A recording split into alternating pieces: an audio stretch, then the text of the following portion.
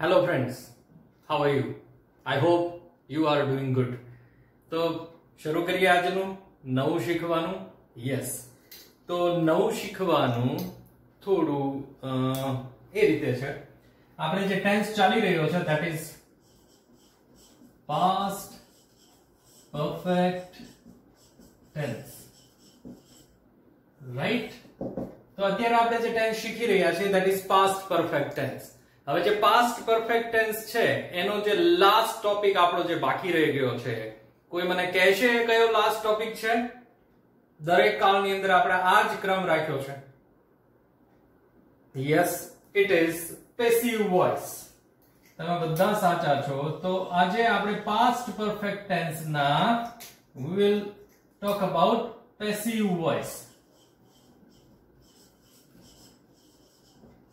તો આજે આપણે પેસિવ વોઇસ ની ચર્ચા કરવાના છીએ પાસ્ટ પરફેક્ટ ટેન્સ ની અંદર, રાઈટ? તો શરૂ કરીએ. પાસ્ટ પરફેક્ટ ટેન્સ તમને બધાને ખબર છે, આપણે એવી ક્રિયાઓનું વર્ણન કરીએ છીએ કે જે એક પછી એક ભૂતકાળમાં ક્રમિક રીતે થઈ હોય, બરાબર છે? તો એની અંદર જે પહેલી થયેલી ક્રિયા માટે પૂર્ણ ભૂતકાળ એટલે હેડ પ્લસ V3 વાપરીએ છીએ, અને જે બીજી એની પછી થયેલી ક્રિયા માટે આપણે સાદો ભૂતકાળ વાપરીએ છીએ. એટલે બંને કાળ આની અંદર આવશે, પૂર્ણ ભૂતકાળ પણ આવશે અને સાથે સાથે સાદો ભૂતકાળ પણ આવશે. તો આપણે બંને ના પેસિવ કરવા પડે, નિયમ એવો છે. પણ ઇટ ડિપેન્ડ્સ કે તમને કઈ રીતે પૂછાય છે. તો પહેલા આપણે સમજવાનો પ્રયત્ન કરીએ. સાદા ભૂતકાળના પેસિવ તો તમને ખબર જ છે. સાદા ભૂતકાળનું પેસિવ યાદ છે ને? ઓકે, તો પણ અહીંયા આપણે રિવાઇઝ થઈ જશે કારણ કે એના પણ વાક્યો આવશે. અને પૂર્ણ ભૂતકાળનું તો ખબર નથી, પણ તમને પૂર્ણ વર્તમાન કાળનું ખબર છે. તો બસ એ જ નિયમ પ્રમાણે પૂર્ણ ભૂતકાળનું થાય છે. ચાલો જોઈએ. પણ એ પહેલા આપણે શું કરીએ છીએ, આપણે એના સ્ટેપ્સ યાદ કરી લઈએ છીએ, બરાબર છે? તો what are the steps? Steps કયા કયા છે મિત્રો? સ્ટેપ્સ કયા થશે? સ્ટેપ્સ કયા? Turn the active sentence into passive. Active વાક્ય પૂર્ણ ભૂતકાળનું પેસિવ માં ફેરવવા માટેના સ્ટેપ્સ. તો નંબર 1 શું થશે? પહેલું શું આવશે? યસ, એ આવશે ઓબ્જેક્ટ. બીજું શું આવશે? યસ, એ આવશે had. અને had સાથે આવશે been. had અને been. have સાથે been આવતું હતું ને, તો સેમ વે અહીં had સાથે been આવશે. એટલે નિયમ એવો છે કે જ્યારે પૂર્ણ ક્રિયાઓ દર્શાવવાની હોય ત્યારે આપણે been વાપરીએ છીએ, બરાબર છે? તો પહેલા આપણે am is are એડ કરતા હતા, પછી was were એડ કરતા હતા, પછી ing હતું તો being એડ કરતા હતા, બરાબર છે? તો હવે આપણે શું કરી રહ્યા છીએ? અહીંયા એડ કરી રહ્યા છીએ been. એ been પણ V3 નું ફોર્મ છે, be નું. અત્યાર સુધી ઘણી બધી ખાલી જગ્યાઓ તમારે એ આવી ગઈ છે. તો એ been આપણે એડ કર્યું છે. And number 3 is yes, it is V3. અને આનંદની વાત એ છે કે આમાં ઓલરેડી V3 આપણને આપેલા હોય. V3 આપેલા હોય એટલે આપણું કામ સરળ થઈ ગયું. એનું એ જ ક્રિયાપદનું રૂપ વાપરવાનું છે. માત્ર યાદ શું રાખવાનું છે મિત્રો?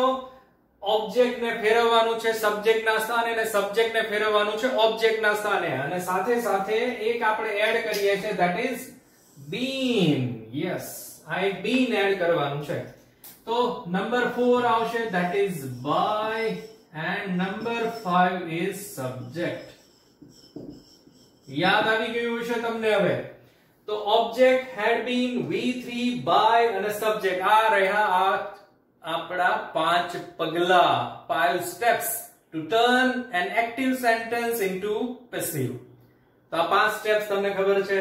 અને પહેલી વખતથી મેં તમને કીધેલું છે ખાલી એક જ સ્ટેપ ની અંદર હું ફેરફાર કરીશ, that is નંબર 2. બાકી બધા સ્ટેપ એક સરખા રહેશે. તો એ મેં પાળી બતાવ્યું છે તમને અત્યાર સુધીના દરેક ટેન્સ ની અંદર, બરાબર છે? તો આ થોડું બોક્સ બરાબર નથી બન્યું તો આપણે એને સરખું કરી લઈએ. આવું બોક્સ ન બનાવવું જોઈએ.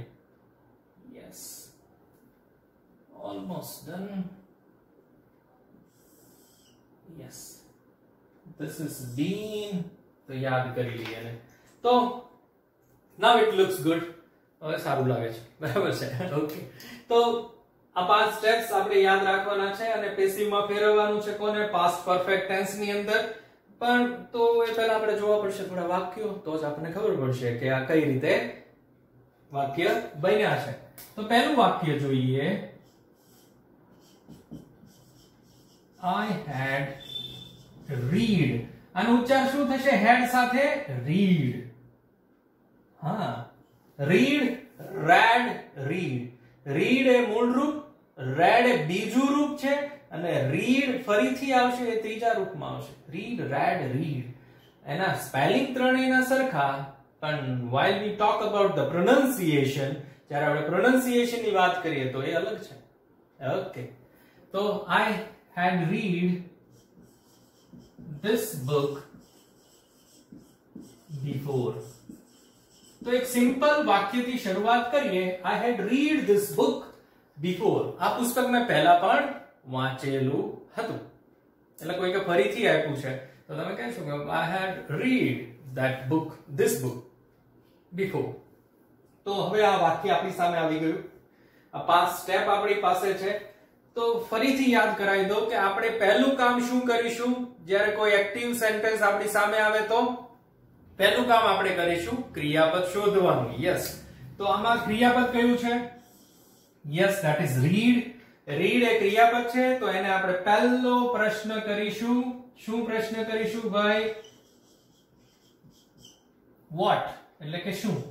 ભાઈ શું વાંચ્યું હતું? શું વાંચ્યું હતું? તો શું વાંચ્યું હતું માં આવશે this book. તો આ આપણું બને છે ઓબ્જેક્ટ. આ બન્યું ઓબ્જેક્ટ. અને બીજો આપણે પ્રશ્ન કરીએ who had read, તો I. તો I બન્યું આપણું this is our subject.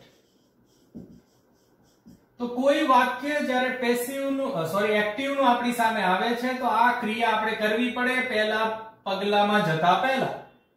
આ ક્રિયા કર્યા પછી જ પગલામાં જવું પડે સ્ટેપ્સમાં. બરાબર છે? તો આ મળવું પડશે આપણને સબ્જેક્ટ, this is verb, બરાબર, and this is object. તો હવે આ ત્રણેય મળી જાય પછી આ કાર્યવાહી આપણે કરવાની છે. તો કરીએ કાર્યવાહી. શું થશે? પહેલું ઓબ્જેક્ટ. તો ઓબ્જેક્ટ ક્યાં છે? this book. એને ક્યાં લઈ જવાનું છે? સબ્જેક્ટના સ્થાને. પહેલો અક્ષર કેપિટલ. હજી ઘણા મિત્રો કેપિટલ ને ગણકારતા નથી, તો that is wrong. કેપિટલ બરાબર યાદ રાખવાનું છે, એ કરવું જ પડે. this book, બરાબર છે. પછી શું આવશે? yes, had. બધા સાથે had. પછી બધા સાથે been. this book had been. ક્રિયાપદનું તો જે રૂપ છે એમને જ આખો વીંચી મૂકી દેવાનું છે, કોઈ ચિંતા કર્યા વગર. હેડ પણ એમને મૂકી દેવાનું છે અને બીન એક એડ કરવાનું છે જે અહીં નથી પેસિવ માટે. this book had been read by, I નું શું થશે? me. અને છેલ્લે આપણે શબ્દ ઉમેરી દેવાનો છે, that is before. This book had been read by me before. This book had been read by me before. આ વાક્ય બન્યું પૂર્ણ ભૂતકાળનું પેસિવમાં. તો તમને ખ્યાલ આવ્યો હશે. એક બીજું વાક્ય બનાવીએ.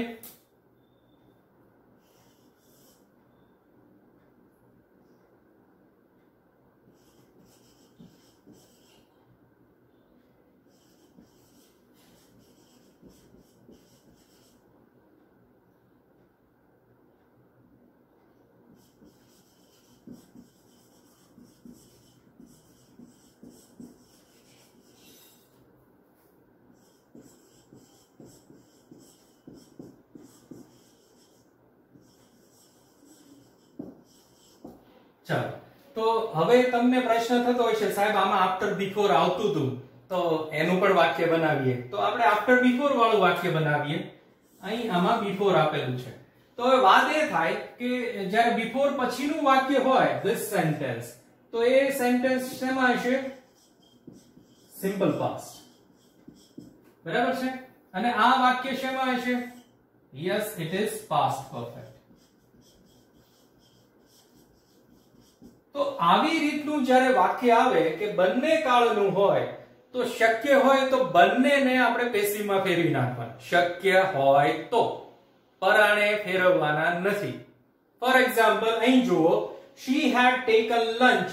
એટલે આની અંદર શું થાય છે, તમને યાદ હોય તો ટ્રાન્ઝિટિવ અને ઇન્ટ્રાન્ઝિટિવ વર્બ ની વાત કરી હતી. ટ્રાન્ઝિટિવ એટલે સકર્મક, ઇન્ટ્રાન્ઝિટિવ એટલે અકર્મક.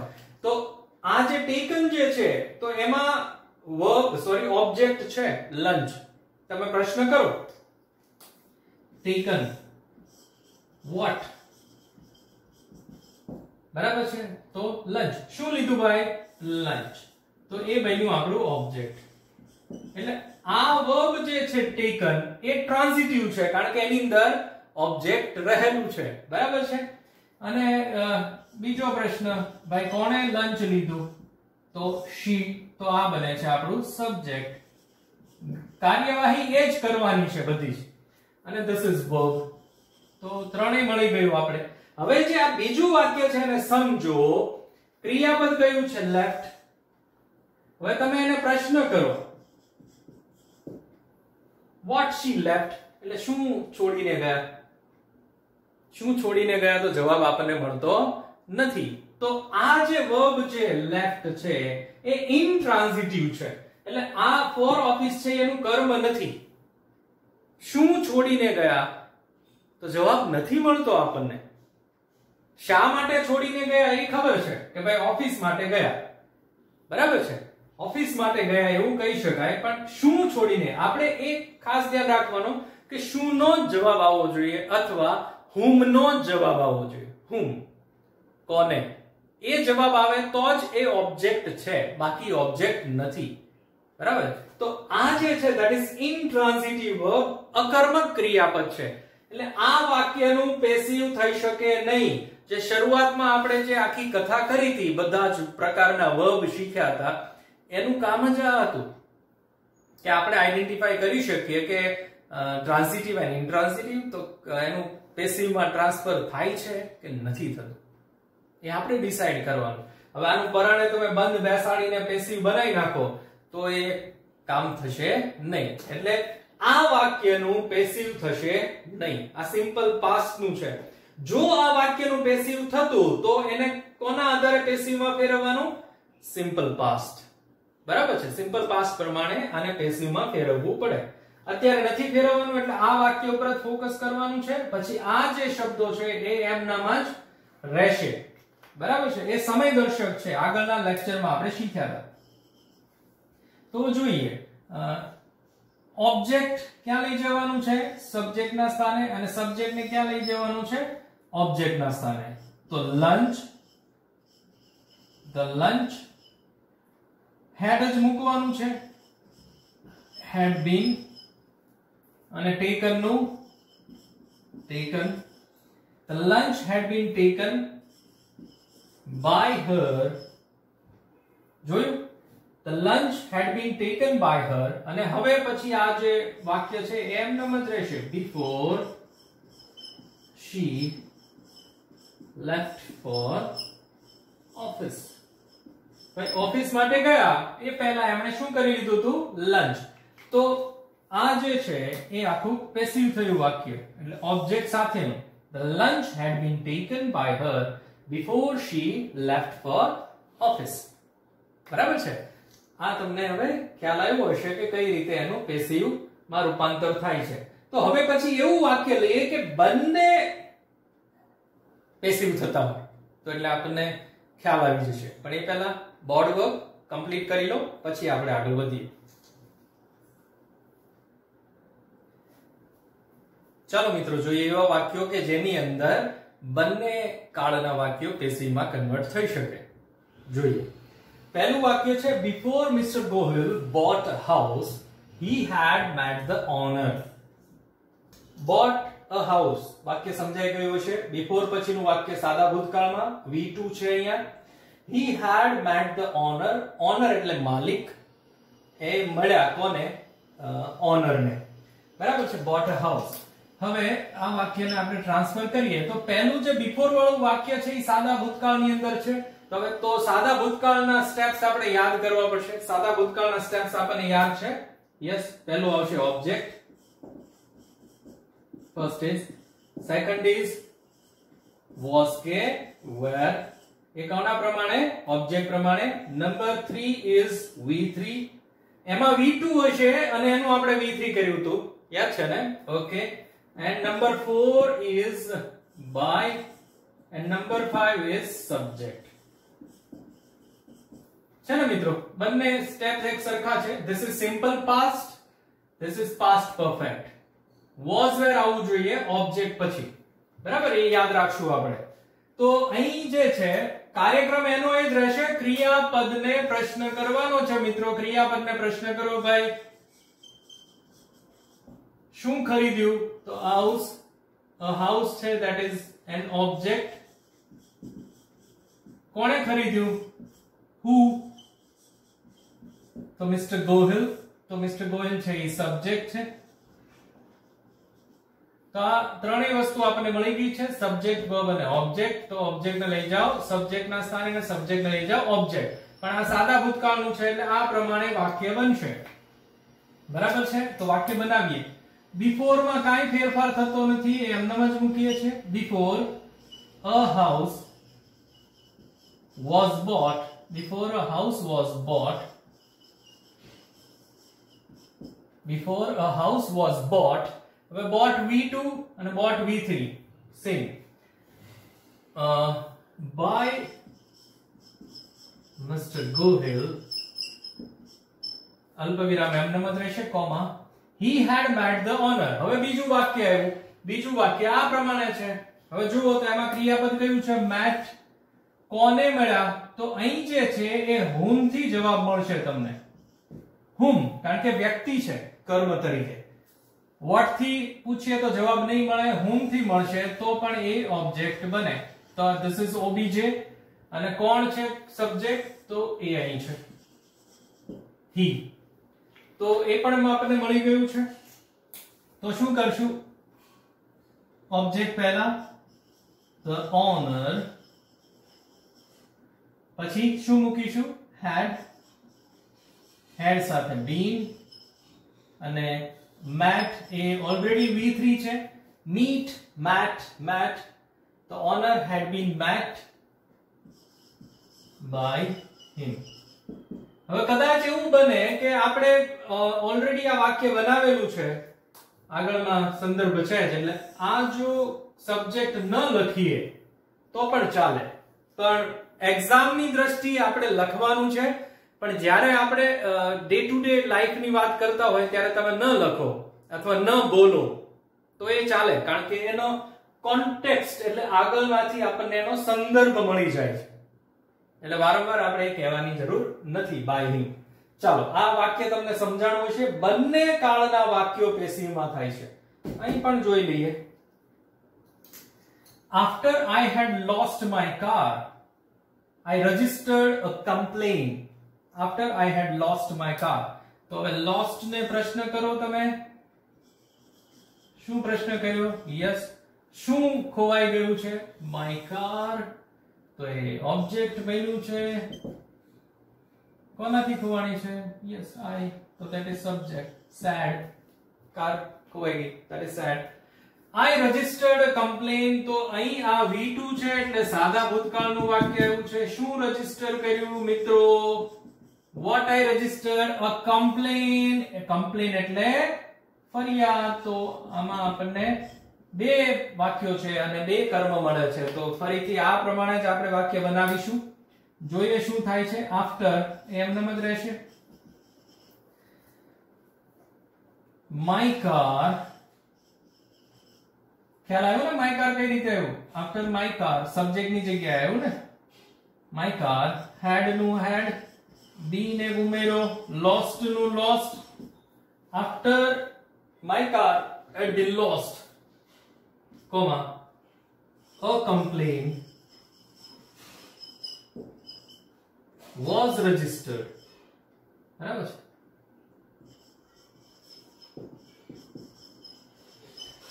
registered અને કોના દ્વારા રજીસ્ટર્ડ થઈ? by me. a complaint, complainer,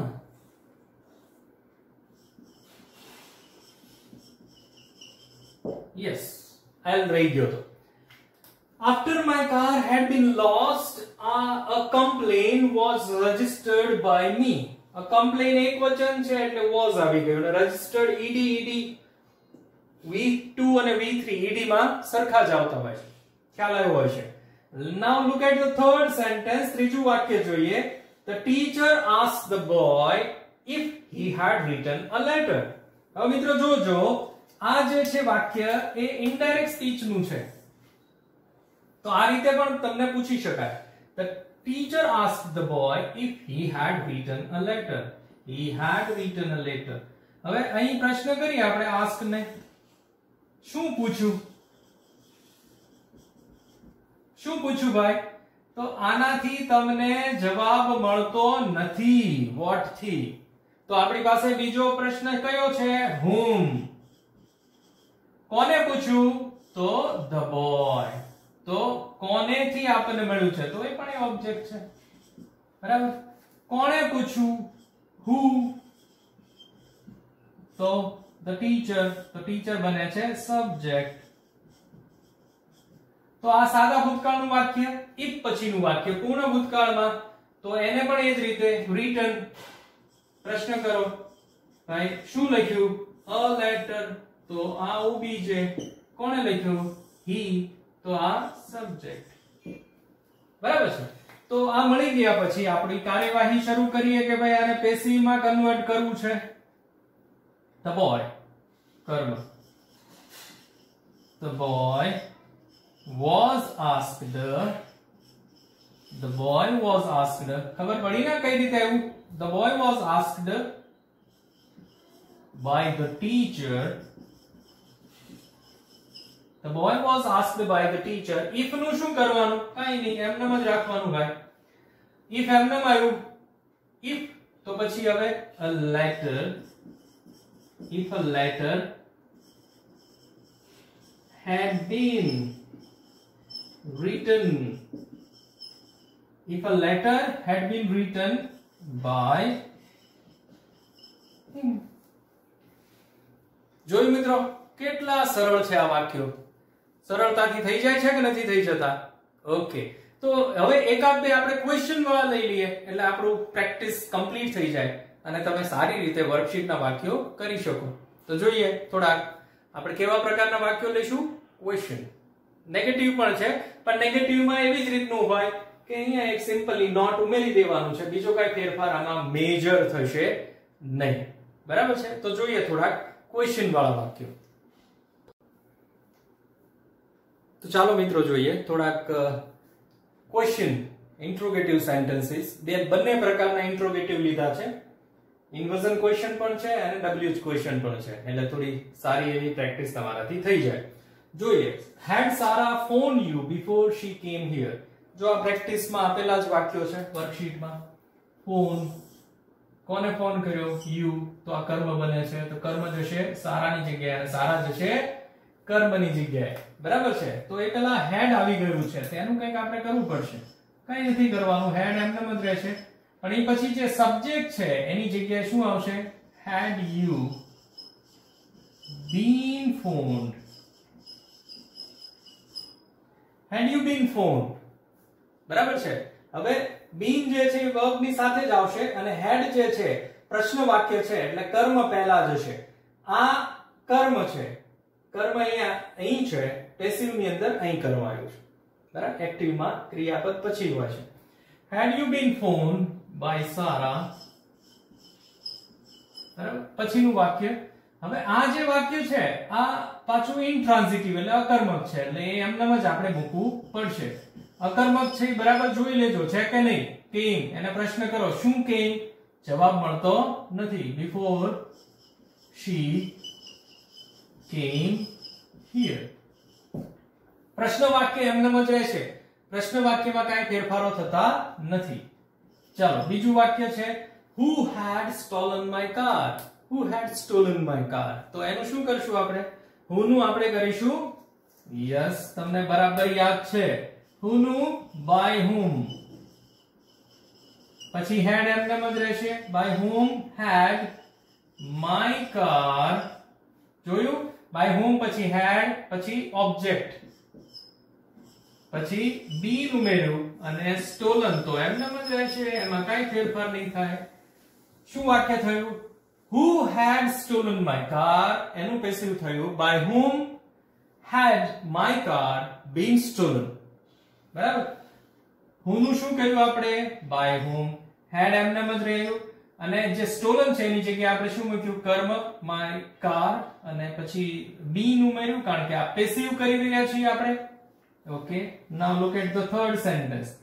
What had Kavita done before she turned on TV? What had Kavita done before? તો આમાં what વાળા પ્રશ્નમાં શું થાય? કર્મ આપેલું નથી હોતું એટલે એ પણ અલગ રીતે વાક્ય બનાવે છે. એટલે what had પછી been ઉમેરી દીધું, ક્રિયાપદ એમનામ જ લીધું. what had been done by Kavita. What had Kavita done એનું પેસિવ થયું. What had been done by Kavita before she turned on TV. પણ આ પણ કેવું છે આ વાક્ય? અહીં પણ એક છે વાક્ય સાદા ભૂતકાળનું, પણ એમાં turn on TV તો એ થઈ શકે છે. જુઓ તો શું turn on કર્યું? TV by Kavita before TV was turned on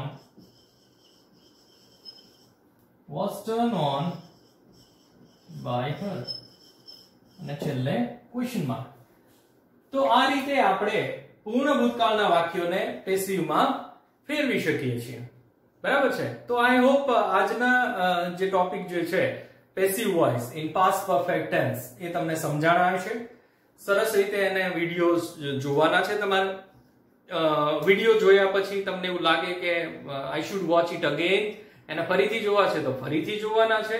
અને પછી જે વર્કશીટના વાક્યો છે પહેલા તો આ બોર્ડ વર્ક સરસ રીતે લખી જવાનું છે, તમને ફોટોઝ મળતા હશે. અને પછી જે વર્કશીટના વાક્યો છે સરસ રીતે લખી જવાના. બરાબર? એટલે કોઈ જાતની આપણને તકલીફ રહેશે નહીં. તો ફરી મળીએ આગળ નવા લેક્ચરમાં. ત્યાં સુધી આવજો.